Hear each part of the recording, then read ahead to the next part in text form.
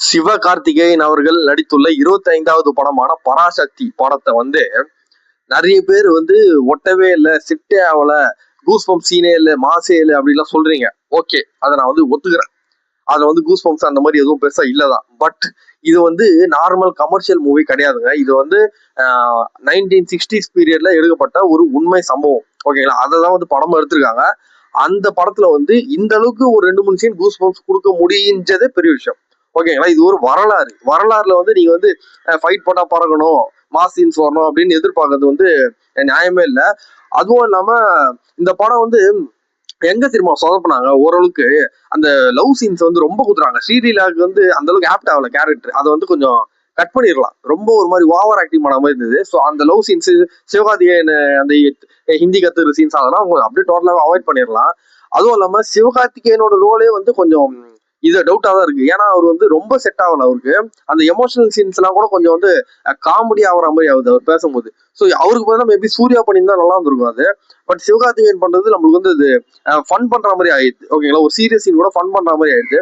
So அது இந்த 2 role வந்து மிகப்பெரிய மைனஸ்னே சொல்லுவேன் நான் படத்துல. மற்றபடி வந்து ஒரு 2-3 சீன் பயங்கர கூஸ் பம்ப்ஸுங்க. அதர்வா ஒரு சீன்லாம் பயங்கரமான கூஸ் பம்ப்ஸா இருக்கு. அவரை வந்து காப்பாத்துற போது சிவகார்த்திகேயன் வரதும் பயங்கரமான கூஸ் பம்ப்ஸா இருக்கு. ஓகேங்களா, அதர்வா சாவுற சீன் கூட நல்லாவே சூப்பராகவே இருக்குது. ஸோ அந்த மாதிரி சீன்ஸ்லாம் எமோஷனலாவே இருக்கு. மேல வந்து இந்த தமிழுக்காக என்னெல்லாம் போராட்டம் நடந்திருக்குன்றத வந்து அதை வந்து நல்லா தெளிவாவே காட்டியிருக்காங்க. ஓகேங்களா, ஸோ அதெல்லாம் வந்து நம்ம பார்த்து கத்துக்கலாம். நல்ல விஷயம் தான் காட்டியிருக்காங்க. இந்த படத்துல எந்த ஒரு ஆபாசமும் கிடையாது, அசிங்கமான பேச்சுக்களும் கிடையாது. ஓகேங்களா, இந்த ஐட்டம் டான்ஸ் அந்த மாதிரிலாம் எதுவுமே கிடையாது. வன்முறை இருக்குன்றது எப்படி இருக்குன்னா அந்த நடந்ததை காட்டுறாங்க. மற்றபடி இவங்களா ஒரு வன்முறை தூண்டி இந்த போதை பழக்கத்தினால வன்முறை கலவருது இந்த லோகேஷ் கனகராஜ் படம் மாதிரிலாம் இல்லை இதுல. ஓகேங்களா, ஒரு நல்லபடியா தான் எடுத்திருக்காங்க. அப்படின்ற போது இதை வந்து நம்ம வந்து பாராட்டணும். ஆக்சுவலி தமிழன்ஸா வந்து நம்ம தான் பாராட்டி ஆகணும். ஸோ மற்ற படங்களை கம்பேர் பண்ணும்போது இது கொஞ்சம் பூமர் படம் மாதிரி தெரிஞ்சாலும், பூமர் படம் ஏன் சொல்றேன் அப்படின்னா இதுல வந்து பெருசா இந்த காலகட்டத்துக்கு ஏற்ற மாதிரி கண்டென்ட் இருக்காது. ஏன்னா இது வந்து 1960 பீரியட். நீங்க 1960 பீரியட்ஸ்ல வந்து இந்த காலத்துக்கு ஏற்ற மாதிரி நீங்க வந்து மசாலா எல்லாம் எதிர்பார்க்கறது வந்து நியாயமே கிடையாது.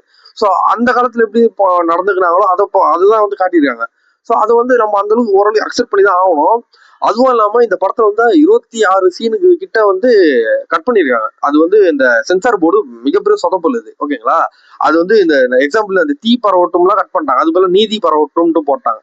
ஸோ அது கூட ஏதோ ஏத்துக்கலாம்னு வச்சோங்க. பட் மற்றபடி நிறைய சீன்ஸே வந்து கட் பண்ணிருக்காங்க. இந்த அண்ணா சீன்ஸ் அதெல்லாம் வந்து கட் பண்ணிருக்காங்க. ஸோ இதெல்லாம் வந்து எடுக்கும்போது கரெக்டா இதெல்லாம் லைனா போய் விட்டுருந்தாங்கன்னா இன்னும் சூப்பரா மேட்ச் ஆயிருக்கும் உங்களுக்கு படம். ஸோ இதெல்லாம் கட் பண்ணதுனால எங்கேயோ வந்து மிஸ் ஆன மாதிரி ஒரு ஃபீலிங் கண்டிப்பா இருக்குதா, நான் இல்லைன்னா சொல்லல. பட் இது இந்த படம் இந்த கண்டென்ட் வந்து வரவேற்கத்தக்கது. ஓகேங்களா, இது பார்த்தாச்சு தமிழ் மொழியோட இம்பார்ட்டன்ஸ் வந்து நம்ம வந்து தெரிஞ்சுக்கணும். எவ்வளவு போராடிக்கிறாங்க அந்த காலத்துல.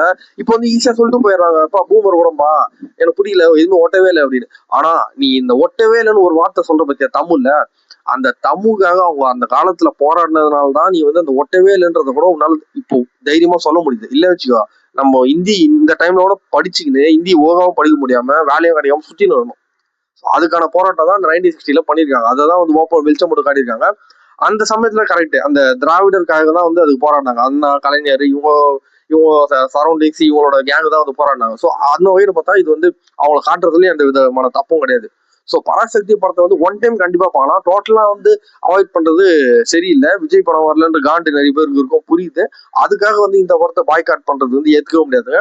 இது வந்து ஜஸ்ட் ஒன் டைம் வந்து என்ன நடக்குது படத்துல, என்ன நடந்திருக்கு அந்த பீரியட்லன்ற தாராளமா பார்க்கலாம். எனக்கு கூட ஃபர்ஸ்ட் ஹாஃப் கொஞ்சம் லேக் தாங்க, அந்த லவ் சீன்ஸ்லாம் கொஞ்சம் லேக் தாங்க, ஒத்துக்கிறேன். பட் செகண்ட் ஹாஃப்ல இருந்து கொஞ்சம் நல்லா இன்ட்ரெஸ்டாவே போயிட்டாங்க. அடுத்த சீன் ஜெயம் ரவி இதெல்லாம் கொஞ்சம் நல்லாவே இருக்கும். அந்த வில்லன் கேரக்டர் நல்லா தான் இருக்கு. அதர்வா சீன் எனக்கு எல்லாம் ஃபுல்லாவே கூஸ் பம்ப்ஸா இருந்தது. மாசா இருந்தாரு அதர்வா. ஸோ இதெல்லாம் வச்சு பார்க்கும்போது கண்டிப்பா வந்து நம்மளுக்கு ஓரளவுக்கு அந்த அந்த காலத்துல போய் ஒரு படத்தை பார்த்த ஃபீல் வந்து கண்டிப்பா இருந்தது.